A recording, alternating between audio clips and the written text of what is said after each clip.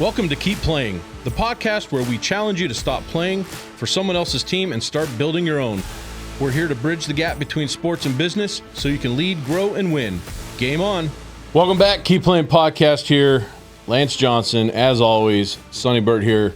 And today, it's going to be fun. We're going to have a little bit of fun talking about, being part of something bigger than yourself. Mm-hmm. Too many times we get stuck in our own minds, in our own heads, and just figuring out how to get out and be something bigger than yourself. Right. You get all these showboaters, and the big one for me is Antonio Brown. AB. One heck of a football player when he was on, but the problem was he was all about himself. Yeah. And it was his stats, it was his ways, and you kind of seen where that landed him. Same spot we're sitting in. Maybe doing some podcasts and things like that. I don't even think he's doing podcasts, man. That dude, you got to pray for that dude. But that's the gist of where we're going today. Right. Is it's more than you. Right. And whether you are in your community doing good work, whether you're building teams, whether you're maybe still playing softball, right, or oh my gosh, it's just the beer league hockey. Oh my gosh, why couldn't I think of that? Yeah. And me and a good buddy of mine, a couple friends, we coached one summer, and our motto was we're gonna really coach these kids to be great beer league hockey players. Because that's where most hockey players end. They don't end up in the NHL. There's a very slim job market in the NHL and just with any sports. And how do you become bigger than yourself to go continue to play beer league hockey, right, or softball. I played softball for years. I'd love to find another team to go play on. Yeah. And just be involved in doing things like that athletically. And being part of the community and growing more than myself. Mm-hmm. So that's what we're here today to talk about is how do you keep that going after sports, maybe even after business, right? When you retire, mm-hmm, how do you keep yourself busy and have something bigger than yourself? You got to have a purpose. I mean, if you, again, related, I always started off with relating to sports. You join a team, if, you might be the franchise player of the team, but you're not going to win the championship by yourself. You're going to win it with the whole team. That's not just the coach. That's the water boy. That's the towel boy. That's the locker room manager. That's the equipment manager. That's the it's just so many heads involved with winning that championship.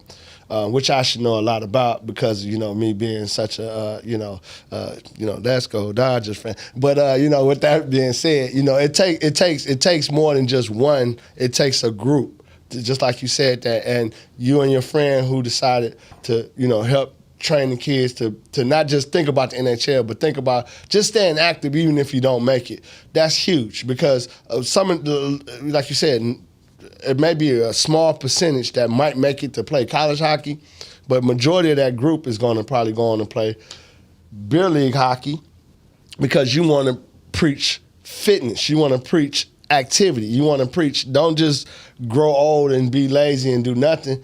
Get out there and still do something. I remember when I was trying to get myself back in shape, first thing I did was I started shooting basketball because that's what I used to do.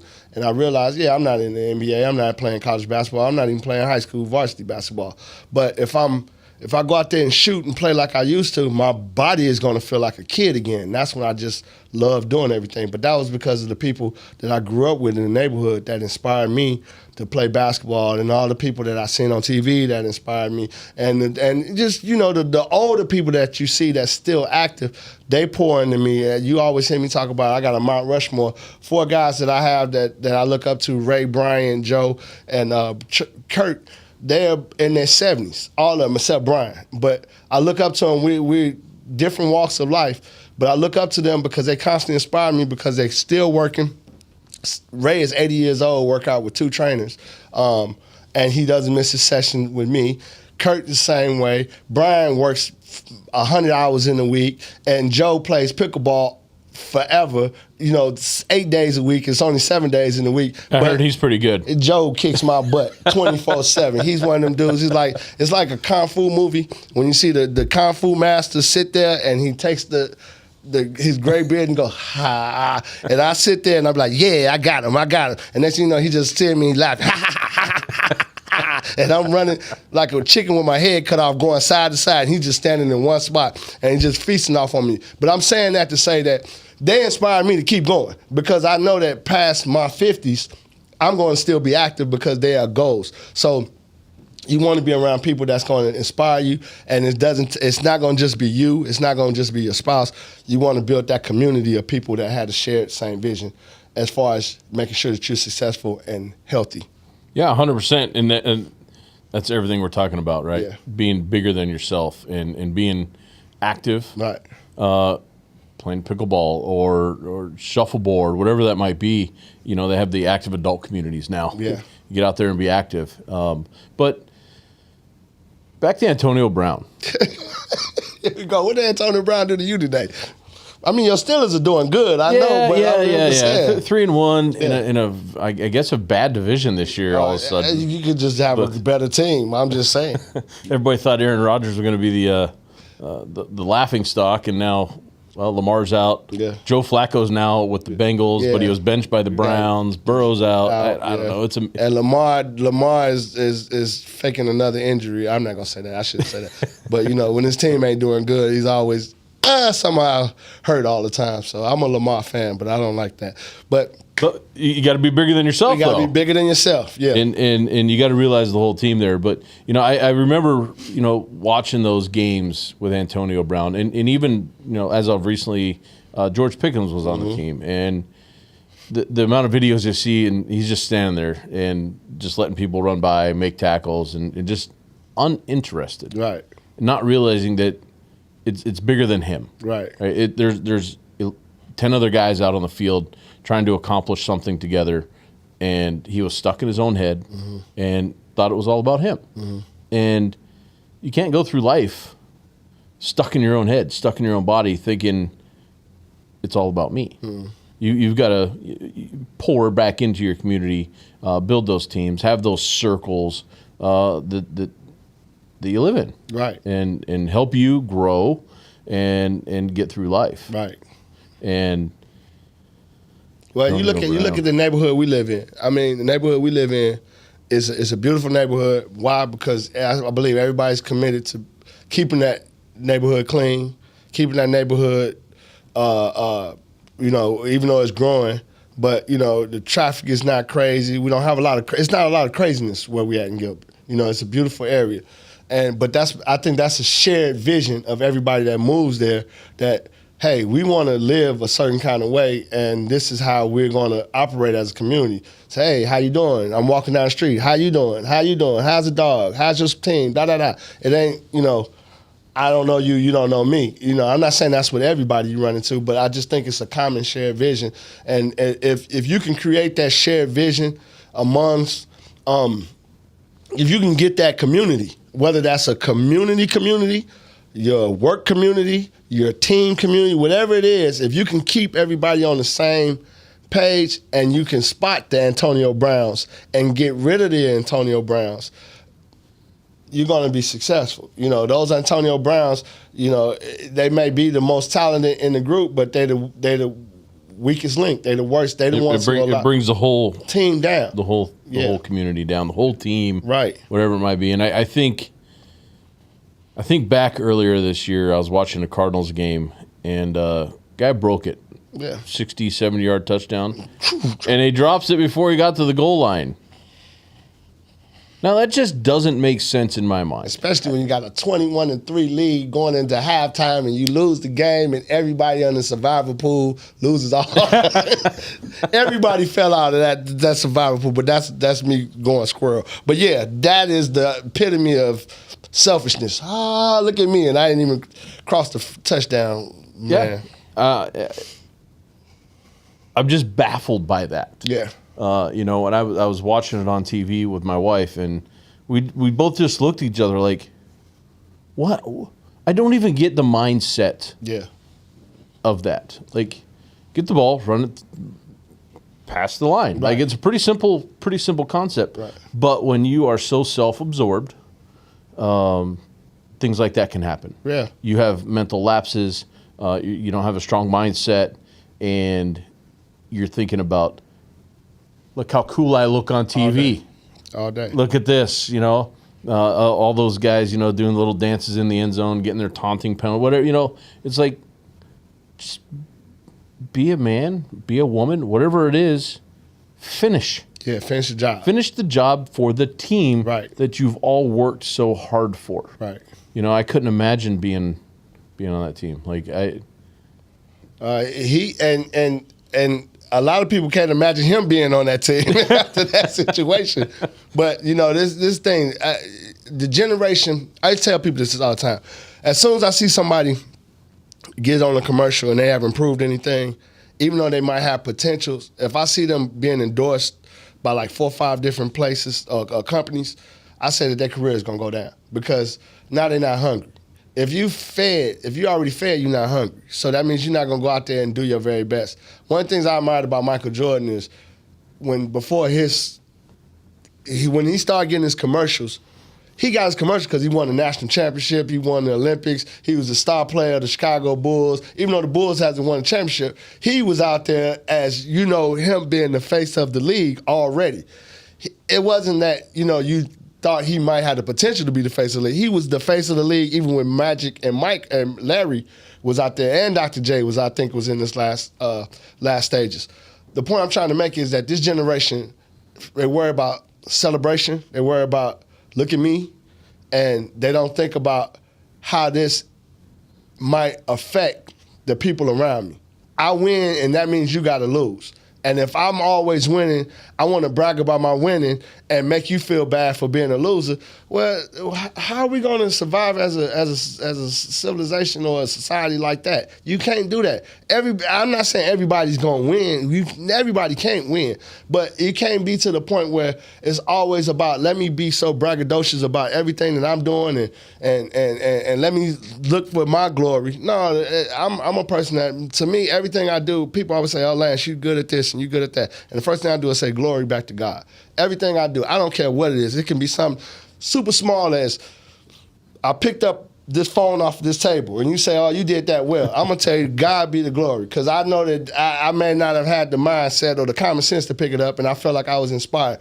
But a lot of times people are looking for the glory for themselves. And again, if you always thinking about glorifying something bigger than you, like we was talking about community, then you can avoid those selfish, and as you said in one of the previous episodes, the greed trap, where you're always thinking about how can I get more? How can it be all about me? How can this? Let me see. It's just. I think we need to think about uplifting others more.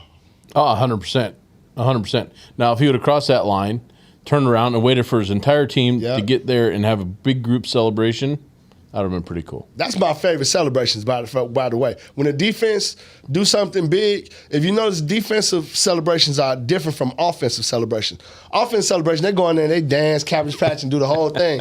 Defense, what they do is they grab and then they tell the whole team, come on, come on, come on. And then they take their picture and they do it as a team. That's beautiful. That's the celebration I'm talking about. You want to, I ain't trying to say you got to be perfect when you're doing your things, but I'm just saying you want to think about glorifying the group opposed to just glorifying yourself. Yeah, I guess I'm a little more old-fashioned where score a touchdown, hand the ball to the ref, get back on the sideline, get some water, some oxygen, and get ready for the next play. Right. I guess it's just part of the game nowadays where they have to dance in the end zone and run up and down the court with threes, and it's fine, whatever. I'm glad you brought that up because I was just about to tell you. Now, because you're in my wheelhouse now. Now we're talking everything sports, so I'm like, okay, Ja Morant. You know where I'm going with this, right? So Ja Morant gets fined for the gun stuff that he was doing, with the little kid, and if you don't know the story, you can read the backstory on Ja Morant. But Ja Morant, he had some gun issues. And then, he was threatened by the commissioner that I'm going to suspend. I think he got suspended for that. But then he started making celebrations like he's shooting a gun every time he shot a three. So the Adam Silver said, you can't do that no more. What does this dude do? He shoots the ball, he takes the pin out and throws it like it's a grenade. What is this dude's obsession with stuff that blows up? I don't know. But again, he's getting in trouble, or he's getting suspended, or he's bringing heat onto his team unnecessarily, all because of his personal thing in regards to celebrating all the time. He's not thinking about how I'm affecting my whole team. And the end result is Memphis, which for the past 3-4 years has been predicted to be a better team than what they turned out to be, has played under their expectations because of his antics or either him getting hurt. It's always something. But, that's, again, when you're selfish, stuff like that happens. Well, it's publicity. Yeah. Whether it's good or bad, it's publicity. Yeah. I hear the saying all the time, bad publicity is good, still good. And I'm like, I don't know about that. Look at it's Mark not. Sanchez. It's certainly not for me. Right. I don't necessarily want to be in the news for some stupid things like that. Like, it's just, you make a mistake, you learn from your mistake, move on from your mistake. Right. Don't keep doing it over and over and over. That just tells me how self-absorbed you are, that you're bigger. Right. You think you're bigger than yourself, but you're not. Right. And that's really, that's a perfect example of get over yourself. Mm-hmm. Think about your team. Mm-hmm. You should be a lot better. Mm-hmm. Go play. Right. That's what you're paid to do. So you think about it in a community setting. You think about if nobody was to follow the speed limits. I ain't saying we all walk around here like angels, but say if you got a bunch of people speeding left and right. We got schools. What if you're hitting kids left and right? Or accidents is being caused. All because you're not thinking about how this community is, you're not following the rules of the community or the rules of the street. It's important to think about things like we just said, and I hate to sound redundant, but I know I am, but you got to think bigger than yourself when it comes to everything that you do. You got to think about, how does this affect the next person? I'm going to take it as small as, again, to just sports trash talking. I have certain people that love poking into me because they know my fandom when it comes to sports. And I'm thinking sometime I'm in the middle of training and I got another trainer who just felt good because my team lost. Now I'm in the middle of working with somebody that's paying me for a half an hour session of my attention. But here it is, I got this trainer who feels like they need to feel some kind of way about it because they misery loves company. Their team might be a losing team. So they want to come around me and go, that type of stuff. Now, it ain't supposed to trigger me, but, I'm a sports fan. And this is small. Maybe I can ignore it, but what if that sets me off to the point where I can't finish training? Or what if that sets me off to the point where, I lose that client because that client feels like, I'm not paying attention, I'm not all in. Sometimes we do things and we say certain things and we don't think about the consequences of what we do and how that affects other people. We all got different backgrounds, different walks of life. Just because you haven't experienced what I experienced, that don't mean that you have the right to just keep saying certain things because you don't know how that's going to affect me.